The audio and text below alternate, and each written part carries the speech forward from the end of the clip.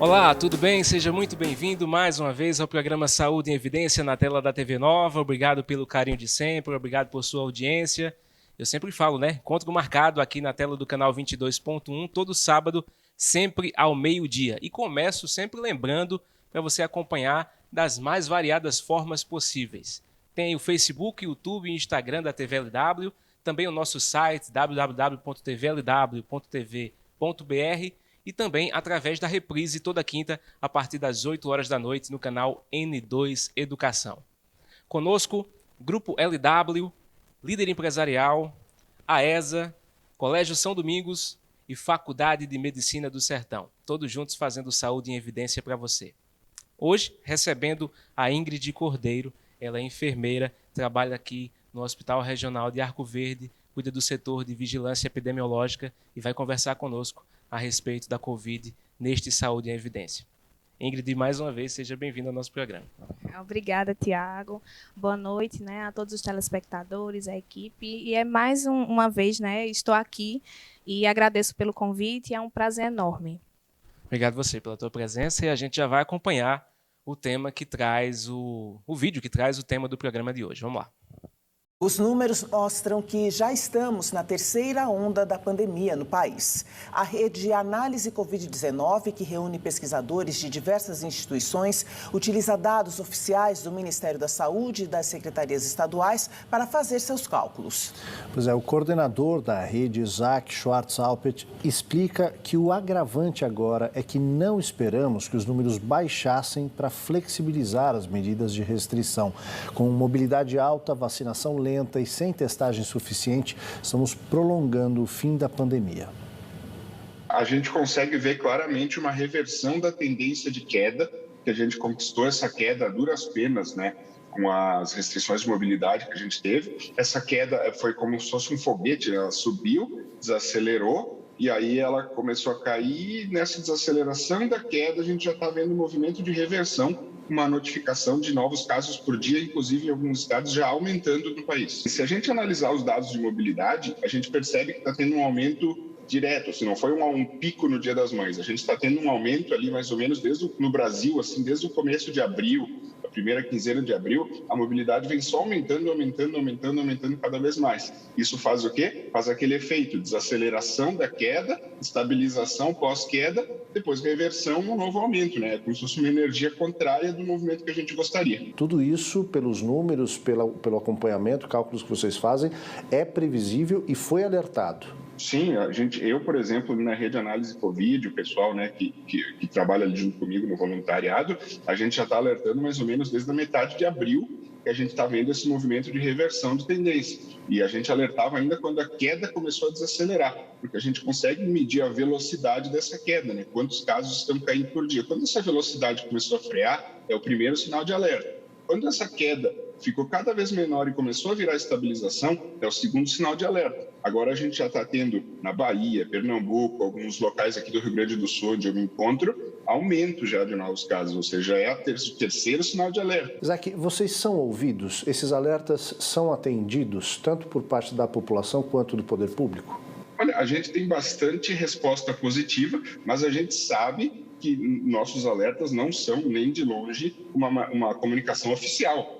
Se o governo, por exemplo, fizesse comunicações e alertas a nível nacional, a gente saberia que teria muito mais uso e muito mais fruto essa informação. Isso a gente sabe, mas mesmo assim a gente não pode deixar de dar os alertas e tentar avisar. Como vocês usam dados oficiais, esses dados estão disponíveis para todas as pessoas que estão debruçadas sobre este assunto. As políticas públicas adotadas têm levado em conta essas projeções? A gente nota que alguns locais levam em conta, alguns estados levam em conta, só que a gente percebe uma pressão contrária e muitas vezes a gente nota que o pessoal cede a essa pressão muito antes do tempo. O que aconteceu agora, por exemplo, a gente viu as restrições de mobilidade acontecerem, em vários estados com esse último pico, mas ao mesmo tempo, assim que a gente desacelerou o aumento, assim que a gente conseguiu chegar no pico e frear, a gente percebe que já houve liberações, já houve flexibilizações e a gente sabe que o que precisa acontecer. Esse número de novos casos, se a gente infelizmente deixou subir, a gente precisa deixar eles caírem lá embaixo para daí liberar as flexibilizações, porque daí esse número baixo é controlado através de vigilância epidemiológica, de testagem. Aí as pessoas conseguem entender onde é que estão essas pessoas que estão transmitindo. Quando a gente percebe essa nova onda chegando, esse novo aumento de casos, fica mais longe a gente pensar no fim da pandemia? Com certeza fica, porque o que a gente faz? A gente acaba botando pressão em todo o sistema. A gente tem uma cobertura vacinal muito baixa e a gente ainda pega esses poucos vacinados que a gente tem e, devido a colocá-los em um ambiente com muitos infectados, muito vírus, a gente ainda pressiona esses vacinados, né, mais do que precisaria. A gente teria que fazer aquela estratégia conjunta. A gente viu alguns países como Israel fazer, que restringe a mobilidade para ter uma redução da taxa de transmissão, baixar a transmissão e, ao mesmo tempo, acelerar demais a vacinação, fazer campanhas massivas de vacinação, 24 horas por dia em todo o Brasil, em todos os locais possíveis, conseguir muitas vacinas para aplicar, para que daí consiga fazer essa troca. Baixa a taxa de transmissão, aumenta o número de imunizados. Como no Brasil a gente está com a imunização lenta, por problemas de logística, de falta de vacina, e a gente está com a taxa de transmissão alta, isso com certeza alonga a duração da pandemia muito mais do que a gente gostaria que fosse. A cepa indiana, que influência essa cepa indiana pode ter nos números que vocês acompanham? Na verdade, assim, quando entra uma variante mais transmissível em um cenário de alta infecção, a única coisa que ela pode acontecer é agravar algo que já seria grave.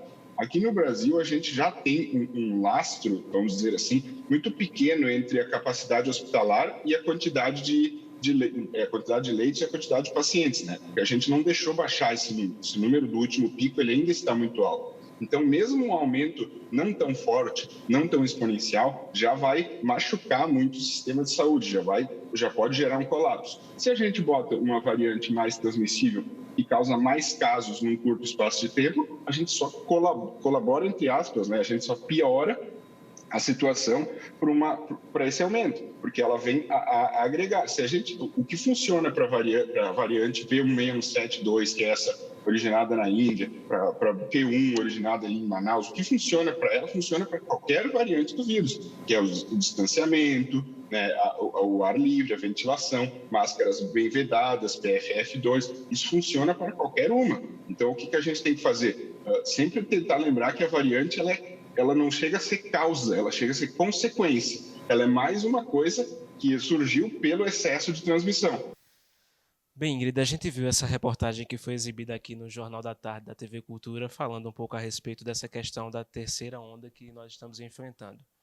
Antes de comentar sobre esse assunto e sobre esse vídeo, eu queria que você falasse um pouco a respeito da tua função como coordenadora de vigilância epidemiológica no hospital. A gente viu que o entrevistado falou sobre isso, sobre a vigilância.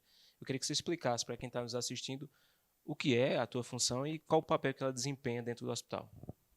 Bom, a gente costuma dizer que a vigilância epidemiológica são os olhos do hospital, né? Porque a gente diariamente a gente avalia os casos, né? E especificamente casos da Covid-19, desde o início da pandemia, que nós estivemos na linha de frente mesmo para identificar os casos, que seriam os casos suspeitos de síndrome respiratória aguda grave, e notificar eles ao Estado, né? Então, além disso, a gente é responsável pela questão do envio das amostras que são coletadas no hospital, a gente envia para o LACEN. Nós que temos acesso aos resultados, se for positivo ou negativo, e aí a gente entrega ao setor. Nós somos responsáveis pela investigação dos óbitos, né, dos casos de síndrome respiratória aguda grave, não só os que são de CIRAG, mas os que são confirmados COVID, ou que às vezes dá um resultado negativo, a gente também investiga, né, para saber se foi por algum outro tipo de vírus, ou se aquela coleta foi inoportuna, por isso que deu um resultado, um falso negativo. Então, a nossa função hoje, desde o início da pandemia, na verdade, é identificar e notificar esses casos. Para a gente falar em onda, né, da Covid-19, na verdade, esse termo ele é utilizado para a gente avaliar o comportamento dos casos de Covid, né, que são notificados, e para a gente ver se ele está, né, em ordem crescente, e aí se ele vai diminuindo, e realmente ele faz esse efeito de onda. Então, a gente teve um pico dessa doença, e aí diminuiu. Depois, a gente teve novamente uma segunda onda, e aí os casos diminuíram novamente. E creio eu, né, pelo que a gente está vendo, inclusive viu agora nessa reportagem, nós estamos vivendo uma terceira onda, que o que nada mais seria do que aumenta o número de casos de notificações que são realizados pela vigilância epidemiológica, né, não só do hospital, mas dos municípios também. E a gente faz essas notificações, então aumenta o número de casos. E aí, como aumentou o número de casos, em consequência disso, os municípios, né, o Estado, começam a adotar medidas restritivas e aí começa a diminuir esse número de casos novamente. E aí a tendência é que esse número fique estabilizado. Porém, com o surgimento de novos casos, com o aumento dos novos casos, então essa onda ela tende a subir novamente. E aí, infelizmente, nós estamos vivendo uma terceira onda que eu até avalio, né, diariamente, que, para mim, tem sido uma terceira onda mais perigosa, mais devastadora, porque a gente não está avaliando somente o número de casos que está aumentando, mas sim a gente está vendo que alguns sistemas de saúde estão entrando em colapso, que isso a gente não estava vendo tanto, em especial aqui em Pernambuco, no início da primeira e da segunda onda. Então, eu considero que essa terceira onda tem sido bem mais preocupante. Era o grande temor, né, Ingrid, no início da pandemia, com relação a esse colapso, se ele chegasse ou não, a estrutura dos hospitais, a estrutura dos leitos. Você tem observado isso diretamente, né? Eu queria que você falasse a respeito disso. Você está diretamente envolvida com esses dados e para que esses dados sejam acompanhados a nível municipal, estadual e nacional. E existe, claro, uma ansiedade muito grande por parte da população que acompanha, né, esses boletins que são divulgados diariamente com relação a casos confirmados, a óbitos. Como é que tem sido para vocês que trabalham diretamente com isso, dentro do hospital, que convivem não só com os dados, mas com os pacientes, com o físico lá no dia a dia? É bem interessante isso que tu falou, que realmente, desde o início da pandemia, que a população, acho que acompanha mais os boletins do que, de fato, as notícias. É tanto que, se algum município deixa de comunicar um boletim, o pessoal já cai nas redes sociais, né, já reclamam, e cadê, e não sei o quê, e tem alguma coisa errada, não estão vigiando. Né? Imediatamente, né? Estão mentindo, estão omitindo casos, ou quando os municípios, de imediato, colocam, sei lá, um aumento 3 vezes maior do que os dias anteriores, o pessoal já acha também que está mentindo, mas que, de fato, não é mentira. Os números de casos têm aumentado bastante. Em relação aos dados, eu tenho notado também um pouco como é que eu digo? Eu tenho notado um pouco de dificuldade na questão da comunicação. Por exemplo, muitas pessoas hoje têm um livre acesso a fazer um swab, né, às vezes em farmácias, em alguns laboratórios, e às vezes quando eles chegam no hospital, eles já chegam com um resultado positivo e a gente tem que ir atrás desse resultado positivo para que a gente possa notificar para o Estado, para o município, que esse paciente já vem com laudo.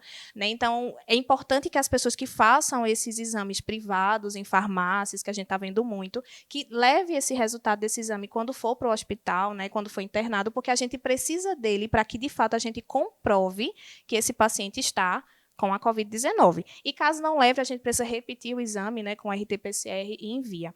O que é que eu tenho notado? Além do número de casos confirmados, tem dias que eu abro o sistema, né, que é o GAL, e de 20 coletas que a gente fez, é assim, 19 positivos. E eu olho, meu Deus, porque a gente... nas 2 ondas anteriores, digamos assim, às vezes a gente pegava um negativo e aí imediatamente tirava o paciente do isolamento, procurava colocar ele em outro lugar para que evitasse com que ele se contaminasse. Mas hoje a maioria dos casos que a gente consegue, né, tanto coletar como que já chega para a gente, já são casos positivos. E em relação, realmente, ao início da pandemia, a gente tem notado, sim, a superlotação dos serviços.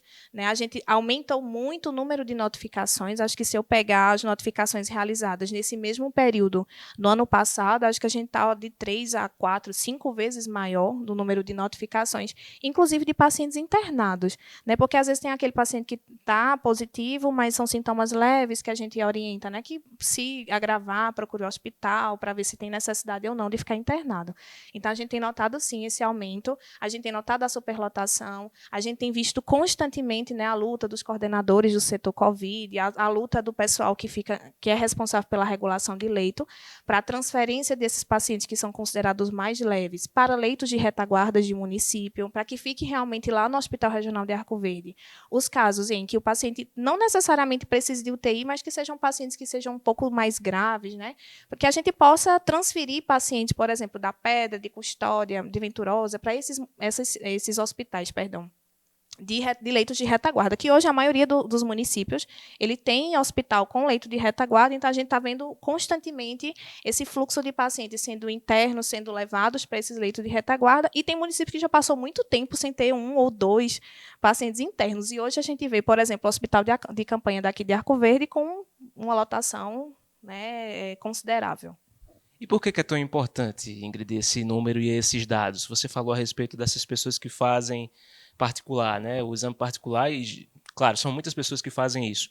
Por que é tão importante que esses dados entrem com relação ao acompanhamento da vigilância epidemiológica? Eu queria que você explicasse, porque é justamente isso que vai ajudar no desenvolvimento dos métodos e medidas adequadas, né? Perfeito. Esse dado ele é importante justamente porque quando a gente observa o aumento do número de casos, é até importante eu te falar que, às vezes, a gente nota que está aumentando o número de casos em relação a outros períodos, mas a maioria das pessoas hoje estão sendo mais testadas, né? Então, se eu estou conseguindo testar mais, eu vou ter mais casos confirmados, né? Então, é importante que essa pessoa leve esse dado para a gente, para que a gente possa fazer essa notificação para o Estado, lembrando que os municípios que têm laboratórios particulares, que têm farmácias que realizam, eles também fazem um tipo de notificação. Mas, se esse paciente ele precisar ficar interno, o tipo de notificação já é outro. A gente já notifica ele como CIRAG, não necessariamente, né, como síndrome respiratória aguda grave, e não necessariamente somente com sintoma leve. Então, é importante que ele leve esses dados, principalmente também para evitar a subnotificação dos casos. Nosso primeiro intervalo, daqui a pouco a gente volta com Saúde e Evidência. Até já. Uma vida com propósito, um propósito de vida, de salvar vidas. Na Faculdade de Medicina do Sertão, você vivencia este sonho e o transforma em realidade. Você vivencia a interação entre a tecnologia e o ensino e a profissão médica desde o primeiro dia de aula. E ainda a trajetória de uma instituição de ensino superior forte na área de saúde. Vestibular Medicina 2021. Vivencie o seu sonho. Inscreva-se. medicinadosertão.com.br. Está na Líder PE a solução em assessoria e consultoria contábil, nos ramos público e privado. Também temos estrutura para o melhor suporte, focado principalmente nas eleições municipais de 2020. Líder PE, soluções para a sua empresa.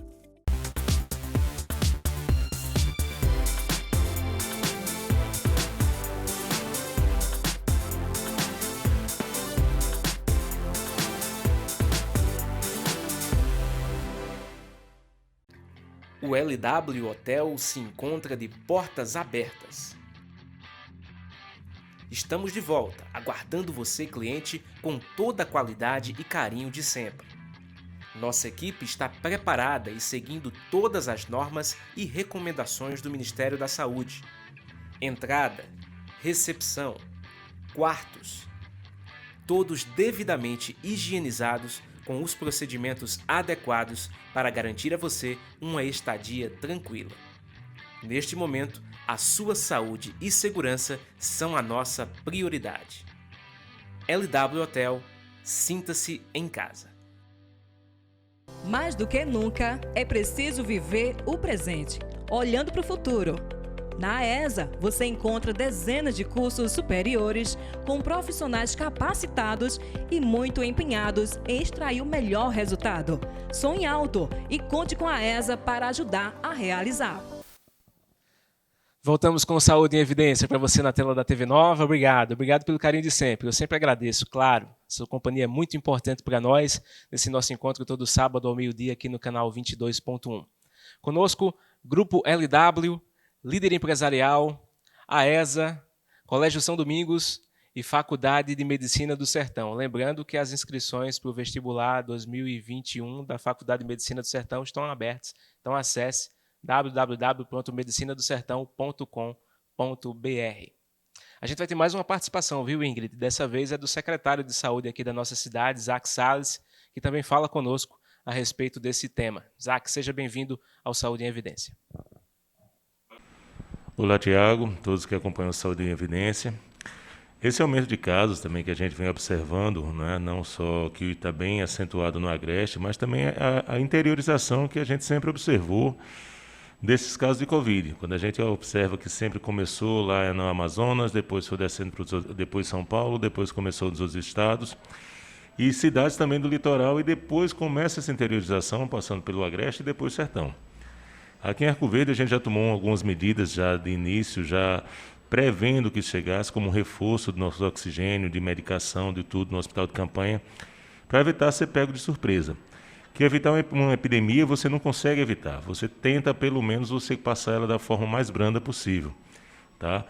Então, a gente já tentando e tudo com planejamento dentro da Secretaria de Saúde, enquanto não tem todo o advento aí não tem todas essas vacinas necessárias que a gente precisa para vacinar toda a população e chegar num patamar de pelo menos 60%, 80% da população vacinada. Então, a gente tem que ter esses cuidados e mantendo o distanciamento, mantendo a higienização das mãos. Isso aí a gente que é o primordial para a gente tentar passar por essa fase, por essa onda da melhor maneira possível. Bem, Ingrid, eu queria que você comentasse um pouco a respeito dessa fala e eu queria aproveitar também uma deixa que você deixou no primeiro bloco com relação às notificações. E a polêmica que acontece muitas vezes nos boletins divulgados. Tem muita gente que questiona. Aconteceu um óbito, mas não foi registrado, não saiu no boletim hoje. E isso tem sido cotidiano em vários municípios pernambucanos, principalmente os do interior, né? Que as pessoas têm mais proximidade com relação a monitorar e a conhecer esses pacientes. Eu queria que você falasse um pouco sobre isso. Muito boa a tua pergunta. É bem interessante mesmo em relação a esses casos de óbito, porque eu fico sabendo, meu vizinho morreu de Covid, mas por que o município de Arco Verde não colocou no boletim esse caso? Então, está omitindo, e na verdade não é. Como é que funciona o fluxo? Os hospitais que possuem vigilância epidemiológica hospitalar, né, até os que não possuem, mas já a vigilância do município ele cai bem em cima, né, sempre fica uma pessoa responsável por essas notificações. A gente sempre que tem um caso, né, de óbitos por Covid, lembrando que a gente só confirma caso quando realmente tem um resultado positivo, tá? Então, toda vez que tem esse caso de óbito por Covid, a gente faz um tipo de notificação imediata, né? A gente tem 24 horas para notificar esse óbito ao Estado, né? Através da plataforma CIEVES, que é o Centro de Informações Estratégicas de Pernambuco.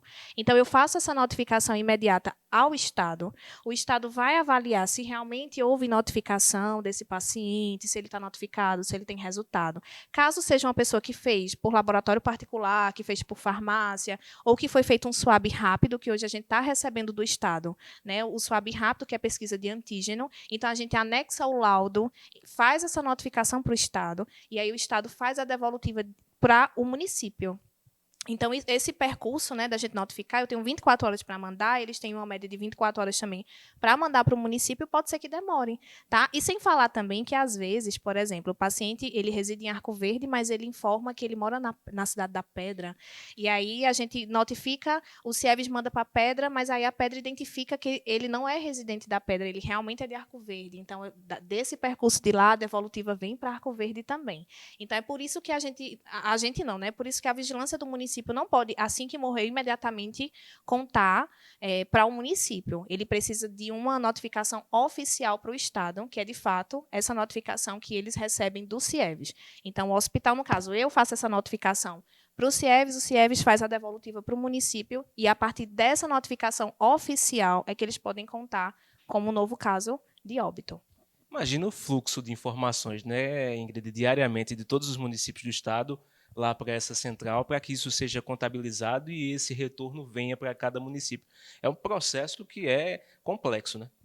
Além de ser complexo, é interessante, Tiago, porque é uma notificação muito rápida. Por exemplo, hoje, no meu horário de trabalho, de expediente, eu fiz uma notificação dos casos de óbito por CIRAG. Lembrando que a gente não notifica também só óbito, por exemplo, confirmado de Covid. Se for um óbito por CIRAG que ainda está aguardando o resultado, eu notifico também. E aí, quando sair um resultado confirmado, é que o CIEVES manda para o município. Então, por exemplo, o paciente foi a óbito hoje, a gente fez a coleta, ainda está aguardando, mas morreu com sintomas, né? Com sinais que sejam sugestivos de Covid, né? Foi um óbito suspeito de Covid, a gente também notifica e eles ficam lá fazendo monitoramento. E é interessante que a devolutiva deles é muito rápido. Eu acho que fica uma pessoa lá sentada só esperando o Hospital Regional Rui de Barros Corrêa notificar, porque a gente manda imediatamente, ele já bota recebido. E, por exemplo, se eu mandar um e ele não tem o número da notificação lá, ele já retorna. Paciente tal, tal, tal, a gente não identificou o número de notificação. Então, se eu não tiver feito essa notificação, eles também sinalizam para a gente, eu preciso notificar, e é um fluxo realmente bem intenso de informação, mas que é um trabalho fantástico que eles fazem. Inclusive, se eu precisar ligar para eles, eu ligo, eu tenho informações, eu mando e-mail, eles dão uma devolutiva praticamente imediata para a gente. Com relação a essa fala do Isaac, Ingrid, claro, tem sido o dia a dia de várias secretarias ao longo de todo o país, principalmente essas secretarias municipais, o acompanhamento, a divulgação dos dados e analisar esses dados para tomar justamente essas medidas que o Isaac falou com relação a reforço de oxigênio, medicação, estrutura. Queria que você comentasse também sobre isso. É muito importante essa análise dos dados, né? Vigilância epidemiológica é uma área, eu sou suspeita a falar, mas é uma área fantástica, principalmente porque lida com isso. A importância da notificação, a importância da gente identificar o aumento do número de casos ou o surgimento de algum caso, né, de alguma doença que seja de notificação compulsória, é importante justamente, a função da epidemiologia é justamente essa, é procurar medidas para que controle, né, esse caso. Aqui em Arco Verde, eu também quero até aproveitar para parabenizar, porque, de fato, eles são realmente vigilantes, eles ficam ali de alerta, e eles não esperam que o número de casos aumente para que eles tomem medidas, né, de controle, ou que eles procurem, como é que eu falo, se prevenir. Realmente, desde o início da pandemia, eles têm trabalhado constantemente, você vê que de domingo a domingo, a gente trabalha muito em parceria, né, inclusive com o Isaac, com Marília Arco Verde, que é a coordenadora da Vigilância Epidemiológica daqui. Então, é de domingo a domingo. A gente sempre tem contato, a gente sempre liga um para o outro. Como eu sou hospital referência, né, sou hospital regional que é daqui de Arco Verde, então a gente também informa o número de casos. Às vezes eu tenho, por exemplo, a gente teve 2 casos de óbitos por Covid em Arco Verde. Eu comunico para eles, porque eles precisam ter a questão do controle, né, de onde vai ser enterrado, qual é a funerária, se o sepultamento vai acontecer em qual é o tipo de cemitério que vai ser utilizado. Então, tudo isso a gente informa, mesmo que ele não conte no boletim, mas a vigilância epidemiológica está ali ligada, principalmente em questão também desse controle, né, de onde o corpo vai ser sepultado. Então, é muito importante, como a gente já, inclusive no primeiro bloco já falou sobre isso, que o aumento do número de notificações faz com que a gente crie medidas de controle para que esse número ele caia. E por isso que a gente chama, de fato, né, de onda. E Arco Verde está vivendo, sim, um pico, né, de número de notificações. E aí já vem também tentando medidas restritivas, que às vezes as pessoas não entendem, né? A gente vê muito, em especial redes sociais, as pessoas se colocam muito as opiniões pessoais, que às vezes eu fico doidinha para comentar, mas eu evito, né? Eu me controlo um pouquinho, porque assim, se eu pudesse, eu gritava para todo mundo: gente, é importante, tem que fazer mesmo, não é história de prefeito, não é história de ninguém, não, é importante fazer. Por quê? Observe que quando a gente tem um aumento do caso, que aumenta as medidas restritivas, o que é que acontece? Os números de casos tendem a diminuir. E, às vezes, as pessoas se flexibilizam, vê que está diminuindo, que bom que está diminuindo, então vamos ali, vamos aglomerar, vamos fazer isso. Ninguém está vendo, mas, na verdade, está vendo. E a gente tem um reflexo.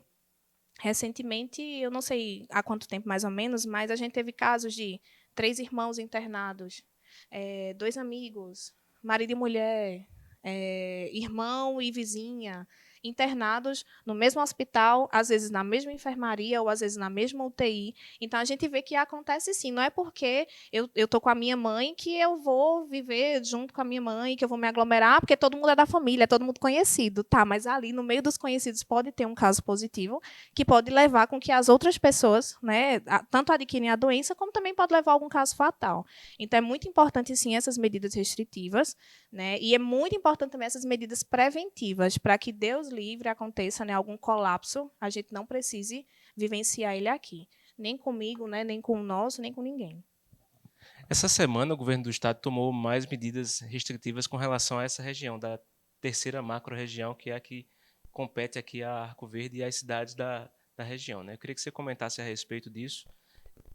Rapidamente, tem relação mesmo esse relaxamento da população com o aumento desses casos? Tem, tem. Eu não vou falar com tanta propriedade, não, mas tem. Eu tenho até um pouco de receio que as pessoas que, por exemplo, têm contato com outras pessoas que foram vacinadas, não, mas fulano é vacinado. Mas a gente sabe que, dependendo do tipo de vacina, né, também não vai imunizar 100%, vai diminuir as chances daquela pessoa desenvolver formas graves da doença. Mas eu creio que sim. A gente vê, inclusive, casos de pessoas que vão fazer festas, né, aglomerações, festas clandestinas, oficinas, eventos clandestinos, e que às vezes eu vejo até em redes sociais de amigos e eu fico bem chateada, porque eu digo, poxa, eu estou há mais de um ano, né? Acho que desde março do ano passado, que eu trabalho de domingo a domingo, que tem dias que eu preciso sair do hospital 11 horas da noite, que eu vejo colegas, amigos chorando porque estão cansados, mas precisam dobrar o plantão porque o colega se contaminou. Então, assim, às vezes eu vejo, eu fico chateada por mim e pelos meus colegas, né? Porque a gente está trabalhando tanto e é como se aquelas pessoas não estivessem se importando, né? Ou eu acho que eles acreditam que não vai acontecer com eles, ou realmente eu acho que eles não acreditam na doença.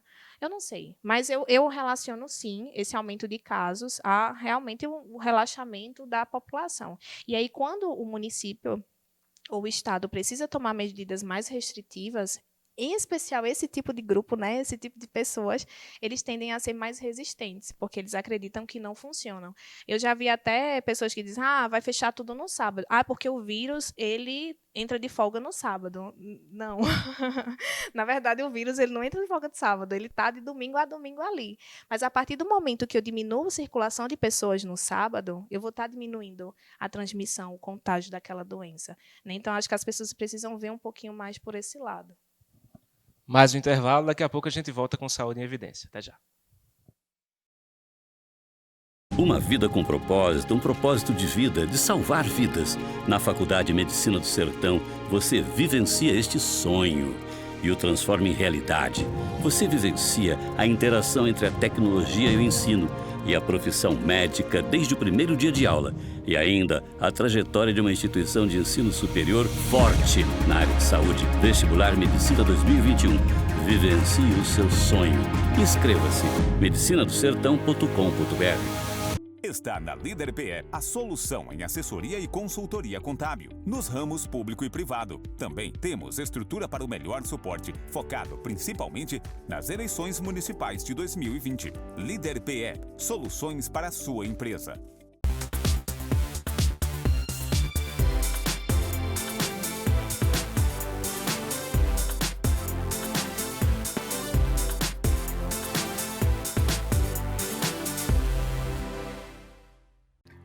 O LW Hotel se encontra de portas abertas. Estamos de volta, aguardando você, cliente, com toda a qualidade e carinho de sempre. Nossa equipe está preparada e seguindo todas as normas e recomendações do Ministério da Saúde. Entrada, recepção, quartos, todos devidamente higienizados com os procedimentos adequados para garantir a você uma estadia tranquila. Neste momento, a sua saúde e segurança são a nossa prioridade. LW Hotel, sinta-se em casa. Mais do que nunca, é preciso viver o presente, olhando para o futuro. Na AESA, você encontra dezenas de cursos superiores com profissionais capacitados e muito empenhados em extrair o melhor resultado. Sonhe alto e conte com a AESA para ajudar a realizar.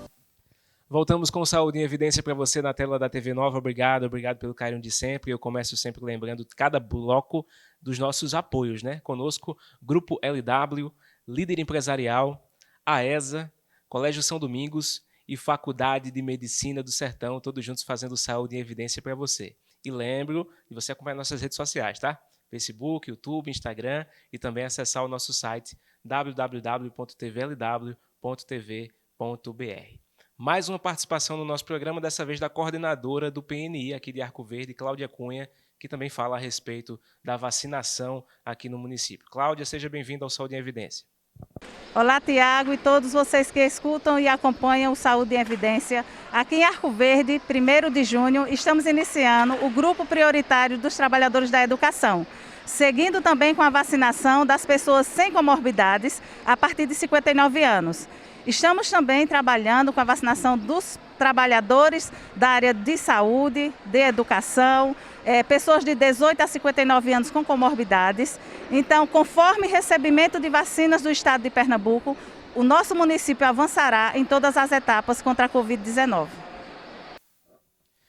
Ô Ingrid, a vacinação, de fato, é a arma mais eficaz para que a gente não tenha que passar porventura, por uma quarta onda. A gente está aí enfrentando a terceira onda, aumento nos casos. Você já foi vacinada? O que é que você tem a falar a respeito da vacina, com os dados que você acompanha, com relação também ao número de pessoas cada vez mais jovens sendo acometidas pela Covid e em situação grave, né? Queria que você falasse a respeito disso, da importância da vacina em todo esse contexto. A vacina é, sim, uma forma eficaz, mas, no momento, não só a vacina. Eu acho que as medidas restritivas, a questão do isolamento, realmente, né, o distanciamento, o uso de máscara, a higienização das mãos, também são considerados muito eficazes. Então, se a gente conseguir associar a vacina com essas medidas, acho que a gente vai ter, sim, uma diminuição muito considerável no número de casos. Eu fui vacinada, né, como trabalhadora de saúde logo no início. E, para mim, foi muito emocionante, não só tomar a vacina, mas ser vacinadora, né? Eu fui responsável também por essa questão, né? Eu vacinava o pessoal lá do hospital regional e era lindo de ver, era emocionante de administrar aquela dose, todo mundo emocionado, todo mundo queria tirar uma foto, todo mundo dizia que era uma dose de esperança, que de fato é, né? Então, eu peço muito a Deus, eu espero muito que todo mundo consiga ser vacinado, porque a gente sabe que a vacina é eficaz, sim, e que quando tem essa vacinação em massa, né, os números de casos tendem a diminuir. E a eficácia, né, vai depender muito do tipo de vacina que você toma. Hoje a gente tem 3 vacinas disponíveis, né, fora as outras que estão em negociação, que estão em estudos. A gente tem a Coronavac, né, que é a do Butantan, a Pfizer, que é uma vacina, né, que ela tem uma média de 95% de eficácia, e a AstraZeneca, né, a de Oxford, que o pessoal chama também, que tem uma boa eficácia. Então, atualmente, aqui em Arco Verde, tem disponibilizado tanto a Coronavac, como muitos já tomaram, a AstraZeneca, que é a que estão fazendo no pessoal, né, desses grupos prioritários, em exceção às gestantes e puérperas, que elas estão tomando a Pfizer, né, que tem uma eficácia melhor. Então, eu espero de verdade que todo mundo, muito em breve, seja vacinado, né? A gente já viu que Pernambuco autorizou a vacinação para pessoas, inclusive, sem comorbidades, a partir de 18 anos de idade. Mas aí, como Cláudia falou no vídeo, tudo depende da quantidade de doses que os municípios vão recebendo, né? Não é só porque liberou no estado que Arco Verde amanhã já vai começar a vacinar. Então, de acordo com a quantidade de doses que eles recebem, eles vão administrando e avançando nos grupos prioritários. Deixa eu pontuar que a pergunta ficou muito longa, né? Eu falei sobre vacina e também sobre essa questão dos casos em pessoas cada vez mais jovens. Você tem acompanhado os dados, você tem notificado, é uma realidade, né, Ingrid? Sim, é uma realidade. Logo no início, a gente tinha uma ideia de que as pessoas que pegavam Covid e que morriam com a Covid-19 eram pessoas mais idosas, né, com comorbidades, e hoje a gente tem visto uma realidade diferente. É até preocupante. Às vezes eu olho e eu digo, meu Deus, olha, ela só tinha 30 anos de idade, ela só tinha 29 anos de idade, né? Então, eu tenho percebido, sim, creio eu, que a maioria dos outros locais que fazem essa notificação tem notado, sim, que as faixas etárias menores, né, a partir de 50, 40, 30 anos, têm sido acometidas, inclusive de forma grave, né, pessoas morrendo com essa faixa etária entre 30 e 40 anos, que também desenvolvem a forma grave e que evoluem a óbito e, às vezes, sem comorbidade alguma. Então, é muito importante, inclusive, falar sobre isso para que as pessoas que têm isso na cabeça, né, de achar, mas eu sou jovem, eu não tenho hipertensão, não tenho diabetes, não sou obesa, eu não posso morrer com a doença, mas pode sim. E a gente tem visto, sim, uma realidade muito próxima. Com relação aos casos de reinfecção, você também tem acompanhado isso nas notificações e, além da reinfecção, essas variantes, né, que têm surgido. Qual é a orientação para vocês que lidam com os dados? Como passar esses dados com relação a, porventura, encontrar uma variante aqui na região, se isso já não aconteceu? Bom, até o momento a gente não chegou a notificar nenhum caso, né, pelo menos aqui no Sertão, de nenhuma variante. Até surgiu alguns fake news falando sobre isso, mas até o momento a gente não conseguiu identificar, né, e nem notificou nenhum caso, nem recebemos nenhum retorno do Estado, enfim, em relação a novas variantes. Mas é importante ficar em alerta, né? Hoje a gente tem uma variante, que é a variante indiana, que está circulando aí no Brasil, e que creio eu que vai circular de uma forma muito rápida, porque essa variante indiana, ela tem um poder de transmissão muito grande em relação às outras variantes que já foram identificadas no Brasil. Então, quanto mais eu transmito de forma mais rápida, mais casos eu vou ter e mais pessoas podem morrer com a Covid-19. Então, é bem preocupante em relação a isso. Já os casos de reinfecção, a gente também vive em alerta. Desde o primeiro caso de reinfecção que foi identificado aqui no Brasil, nós recebemos do Estado notas técnicas, orientações para a questão da notificação.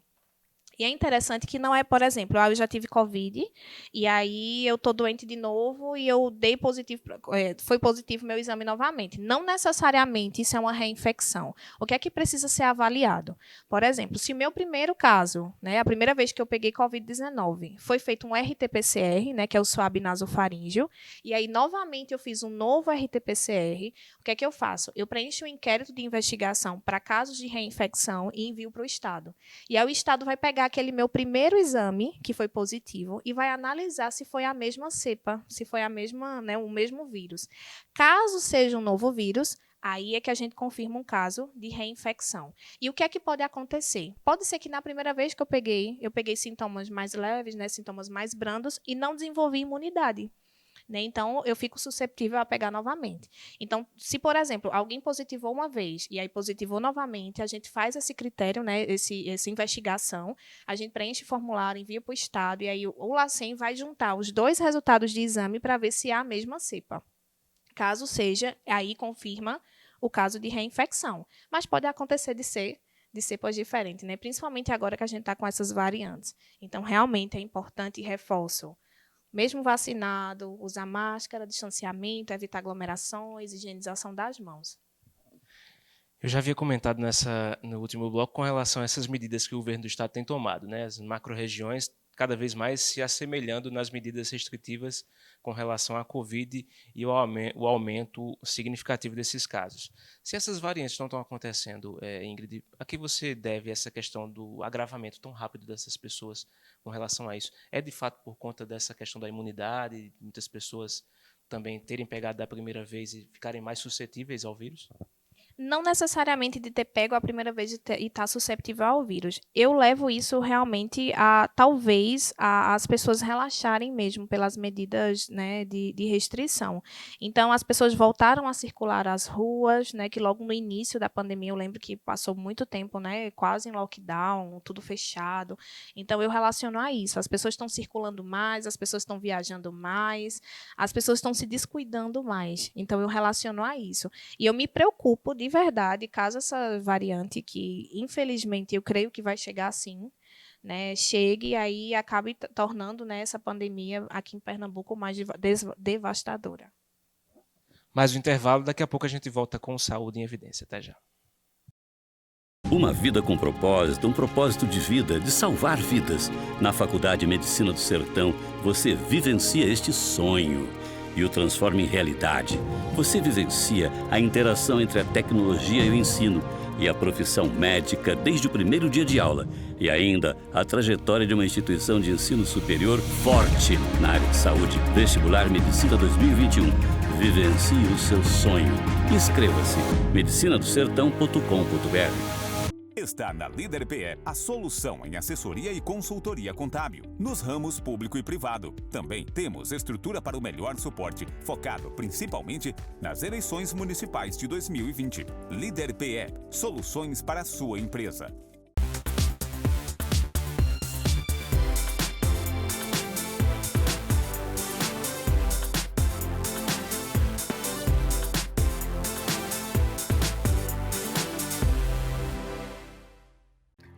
O LW Hotel se encontra de portas abertas. Estamos de volta, aguardando você, cliente, com toda a qualidade e carinho de sempre. Nossa equipe está preparada e seguindo todas as normas e recomendações do Ministério da Saúde. Entrada, recepção, quartos, todos devidamente higienizados com os procedimentos adequados para garantir a você uma estadia tranquila. Neste momento, a sua saúde e segurança são a nossa prioridade. LW Hotel, sinta-se em casa. Mais do que nunca, é preciso viver o presente, olhando para o futuro. Na ESA, você encontra dezenas de cursos superiores com profissionais capacitados e muito empenhados em extrair o melhor resultado. Sonhe alto e conte com a ESA para ajudar a realizar. Voltamos com Saúde em Evidência para você na tela da TV Nova. Obrigado pelo carinho de sempre. Todo sábado ao meio-dia aqui no canal 22.1. Conosco, Grupo LW, Líder Empresarial, a ESA, Colégio São Domingos e Faculdade de Medicina do Sertão. Fazendo juntos o Saúde em Evidência para você. Mais uma participação, dessa vez o Dr. Pedro Gabriel manda sua mensagem para nós e para o nosso telespectador. Dr. Pedro, seja bem-vindo ao nosso programa. Olá, Tiago. Olá, amigos da TV LW, da TV Nova Nordeste, afiliada da TV Cultura. Tiago, afunda-se nas raízes da história uma antiga noção sobre o que a gente entende por saúde.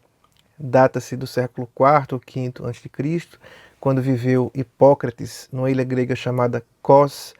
Hipócrates, o primeiro médico de que se tem notícia, o primeiro médico humano, porque a mitologia dava conta do centauro Quiron e do Esculápio, né, que eram os patronos mitológicos do Hipócrates. Né? Então, dessa época data uma antiga noção, já superada, de saúde, quando ele propunha no seu Ars Medica que a saúde era o silêncio dos órgãos.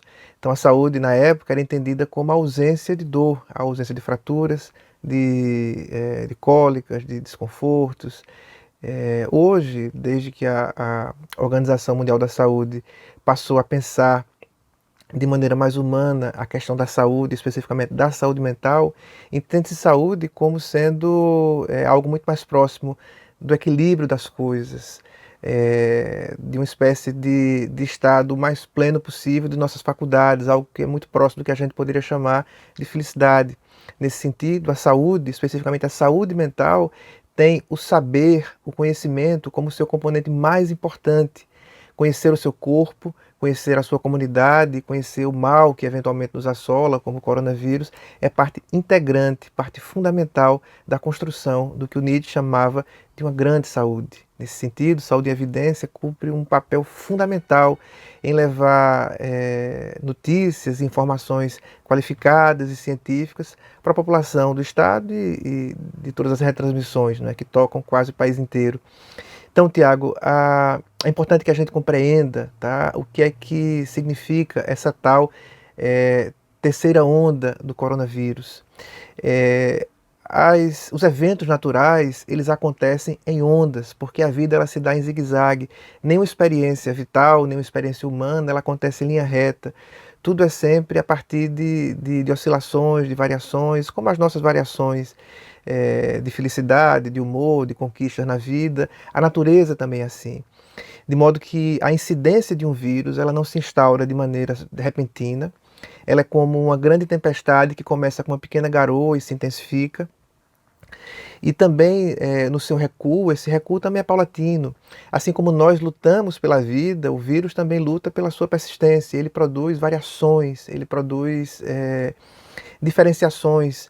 A chamada variante indiana, que é a variante B617, ela é a quarta variante identificada pela Organização Mundial da Saúde e a terceira que nos chega em território nacional. Já há alguns casos confirmados e ainda não se sabe com precisão como será sua incidência.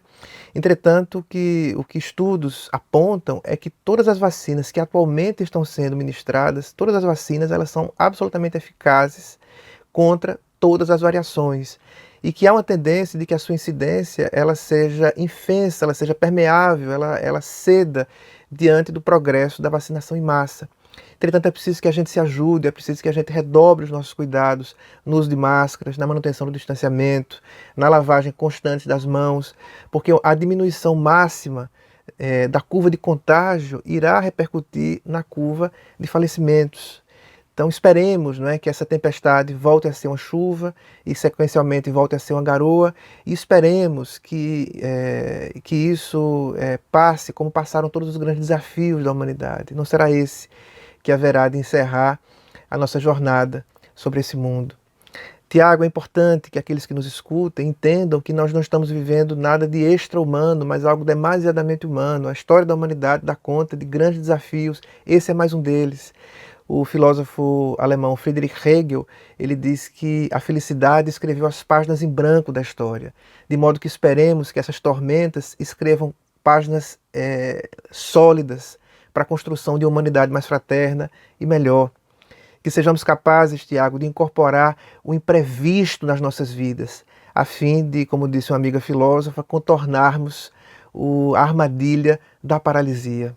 Te passo a palavra, Tiago, com meu abraço e meu carinho, sempre constantes, a essa cidade linda chamada Arco Verde. Obrigado, doutor, mais uma vez pelas suas palavras. Eu queria que você comentasse, Ingrid, um pouco a respeito disso e toda essa fala do doutor Pedro. Nossa, eu achei linda. Eu fiquei aqui prestando atenção que realmente, desde muitos anos, né, desde, enfim, dos primórdios da humanidade, que a gente já passa por processo, né, saúde e doença, passa por processo de adoecimento, e é interessante que por muitos anos as pessoas acreditavam que as doenças elas eram provocadas por castigos, né, de deuses, ou porque aquela pessoa ela tinha feito algum pecado, né, tinha cometido algum pecado, e aí estava sendo castigada. E aí, depois disso, foi entendido, né? Como é que diz? As pessoas começaram a tentar entender, tentar explicar por que acontecia o adoecimento, que sabia que não necessariamente era por causa de alguma maldição, né? Ou algum castigo divino. E sim porque poderia existir algum fator que pudesse ser ambiental, ou algum fator biológico que fosse provocar aquela doença, né? Até que a gente chegou até hoje, graças a Deus, nós temos a ciência que trabalha muito a nosso favor e estuda os processos. Logo no início da pandemia, era um vírus totalmente novo, todo mundo, ninguém entendia muita coisa, e aí os cientistas, né, as pessoas foram estudar como era esse processo, quais eram os sintomas. Até hoje a gente ainda não identificou qual é o tratamento, né, mas a gente já sabe muito sobre a Covid-19, né, sobre a infecção pelo vírus SARS-CoV-2. E, além disso, também os cientistas vivem estudando constantemente sobre as variantes, sobre o que elas podem provocar, sobre a eficácia da vacina, sobre formas de como é feita aquela vacina, sobre qual vacina vai ser mais eficaz para a população, vai provocar menos efeitos colaterais. Então, realmente é fantástico. Quando você vai avaliar, né, logo da história, logo do início até hoje, a gente vê como a gente evoluiu e como a gente continua evoluindo. E realmente é muito importante, nós não sabemos quando é que essa tempestade vai passar, quando é que essa onda vai deixar, de fato, de ser praia, né, para estar lá chegando onda direto. Então, a gente não sabe até quando isso vai. Então, é realmente uma questão de responsabilidade social, a autorresponsabilidade também de eu entender como é que esse vírus ele se propaga, ele é transmitido, eu saber como é que eu posso colaborar, como é que eu posso fazer para prevenir, né? A vacina ela é eficaz, sim, eu desejo que todo mundo seja vacinado, mas não é só isso, né? Até que todo mundo chegue a ser vacinado, acho que a gente precisa realmente ter responsabilidade. Eu já sei como é que eu consigo prevenir, então eu realmente tentar prevenir para evitar com que esse vírus, né, principalmente essas variantes, elas sejam multiplicadas, né, porque, consequentemente, quanto mais número de casos de notificações eu tenho, consequentemente, eu vou ter também mais número de óbitos. Você lida diretamente com dados, com cálculos, com números. Com relação às UTIs, a gente está vendo uma fila gigantesca aí, Ingrid, de várias pessoas aguardando por um leito de UTI no estado. Queria que você falasse também a respeito disso e a tua ligação, questão da vigilância, com a ajuda desses dados com relação a adquirir mais UTIs, mais leitos nos hospitais. Sim, sim. Quanto mais eu notifico o número de pessoas, né, de casos de pessoas que estão em leitos de UTI, que inclusive isso é um dos parâmetros que a gente notifica, isso é um dos parâmetros que a gente pede urgência em resultados de exame. Por exemplo, paciente que está em UTI, ele é preferência para que esse resultado seja liberado. Então, é importante esse número de dados, como você falou, né, para conseguir adquirir mais UTIs, né, mais ventiladores mecânicos, mais equipe, mais medicamentos. E realmente eu tenho notado, em especial nos 2 últimos meses, entre abril e maio, que a taxa de ocupação dos leitos de UTI eles têm sido bem elevados, né? Principalmente aqui no hospital regional, porque é a minha realidade próxima, eu estou ali dentro, e aí eu tenho visto que, às vezes, por exemplo, surge uma vaga, mas já tem um pessoal ali aguardando, né? E aí surge 2 vagas, e aí já tem tantas pessoas aguardando. Então, realmente, tem as ocupações das UTIs, não só aqui em Arco Verde, né, mas outros hospitais aqui em Pernambuco vivem com uma superlotação, né, ou com uma lotação, né, de 100%, que às vezes quando surge uma vaga já tem muita gente aguardando. E a gente viu, né, que em Pernambuco, mês passado, ele vivenciou pela primeira vez o primeiro pico de fila de espera, né, com mais de 300 pessoas aguardando leitos de UTI. Isso é muito preocupante. Né? Às vezes, até recentemente eu estava conversando com as amigas no trabalho, eu disse, minha gente, eu acho que eu estou querendo pirar um pouco, porque eu parei para pensar um pouquinho, não só como enfermeira, coordenadora de epidemiologia, mas eu pensei como Ingrid mãe, Ingrid filha, né, que tem família, e eu parei e pensei, gente, pera, se alguém da minha família precisar, não tem onde colocar, para onde é que vai? Então, eu acho que as pessoas precisam pensar nisso também. Porque enquanto eu estiver vendo na televisão, enquanto eu estiver assistindo o Saúde e Evidência e saber que os 20 leitos de UTI de Arco Verde estão lotados, enquanto não é o meu, acho que as pessoas veem somente como números. Mas esses números, eles têm nome. Né? E esses números, eles são eles que fazem com que as medidas restritivas aconteçam. São eles que fazem com que as pessoas morram, né? Digamos assim. Porque quanto mais aumenta o número de casos, mais casos de óbito a gente está vendo. Então, de verdade, recentemente eu fiquei pensando e eu meio que a cabeça quis pirar um pouco. Tem até esse vídeo que a gente acabou de assistir, acho que a saúde mental também é muito importante. E aí as pessoas se responsabilizar mesmo, a entender que se por algum momento eu precisar de um leito de UTI, eu não tenho para onde ir. Não é porque eu trabalho no hospital regional que vão conseguir um leito para mim, não. Não tem como. Né? Então, acho que realmente é se responsabilizar e entender que essa superlotação ela é real. Claro, tem a tristeza com a notificação desses casos, dos óbitos, mas também tem a alegria com as altas. Né? Eu queria que você falasse sobre isso também, com o número de recuperados e do teu papel, do teu trabalho com relação a isso. É muito bacana. Eu recebo semanalmente planilhas que a gente vai evoluindo os casos de pacientes internos para o Estado. Então, toda quinta-feira eu faço essa evolução e aí eu coloco quando o paciente tem alta, a data da alta, né? Ou quando o paciente estava em UTI, que eu coloco ele numa enfermaria, dá uma coisinha boa no coração, sabe? Em especial, eu quero até parabenizar a equipe, né? As equipes de saúde dos hospitais, em especial aqui do Hospital Regional de Arco Verde, porque é muito interessante. Quando um paciente, por exemplo, passa muito tempo na UTI, ou às vezes nem tanto, mas quando o paciente tem alta, a equipe vibra de um jeito que parece que é alguém da família deles. Eles ficam super felizes. E às vezes eles colocam, né? O paciente fulano e tal teve alta, então, ai, que coisa boa, e bate palma e faz festa, porque realmente, às vezes a gente fica tão triste, a gente vê tanto, já cansei de ver pessoas, né, colegas que saem chorando, ou colegas que saem cansados. Ingrid, hoje tiveram tantos óbitos, e isso é tão pesado, mas ao mesmo tempo é tão feliz quando a gente consegue, né, recuperar aquela pessoa. E quer ver maravilhoso é quando as pessoas agradecem, ficam felizes e agradecem a equipe, né? Enfim, realmente é muito gratificante. Uma última pergunta para a gente encerrar o programa, Ingrid. Eu queria que usasse também como uma mensagem, claro. Você está lá no dia a dia do hospital, acompanhando, anotando, gerando dados, números, mas para quem está na rua, essa mensagem tua diretamente para que essas pessoas se conscientizem de fato que esses números são pessoas. A mensagem é que realmente acreditem, porque eu acho que quando você acredita que os dados são reais, quando você acredita que as pessoas morrem com a doença, quando você acredita que os leitos estão ocupados, que não tem vaga, eu acho que você se responsabiliza. Então, realmente acreditar que essa doença é real, que a gente está vivendo essa pandemia, que ainda não é o momento, infelizmente, não é o momento da gente relaxar, né? Realmente reforçar as medidas de restrição, reforçar o uso de máscara, higienização das mãos, evitar aglomerações, né? Porque os dados, né, são reais. Eu estou falando como Ingrid, enfermeira, mas também estou falando como Ingrid, que é mãe, como eu já falei, né? Que é filha, ser humano, que também tem medo. Inclusive, eu já cansei de escutar as pessoas dizendo, mas Ingrid vive lá, desde o início, ela está lá dentro. Não tem medo, não? Eu tenho medo do mesmo jeito. Mas alguém precisa lutar por eles, né? Alguém precisa lutar por vocês. Então, é realmente valorizar o trabalho do profissional de enfermagem, profissional de fisioterapia, médico, realmente valorizar o profissional de saúde, porque a gente está lá por vocês. E, às vezes, dói no nosso coração quando a gente vê que a gente está lutando tanto, que a gente está trabalhando tanto e as pessoas não estão, de fato, acreditando nessa doença. Espaço é seu para as tuas considerações finais. Eu quero agradecer a tua presença aqui conosco nesse programa. Eu agradeço também, mais uma vez, pelo convite.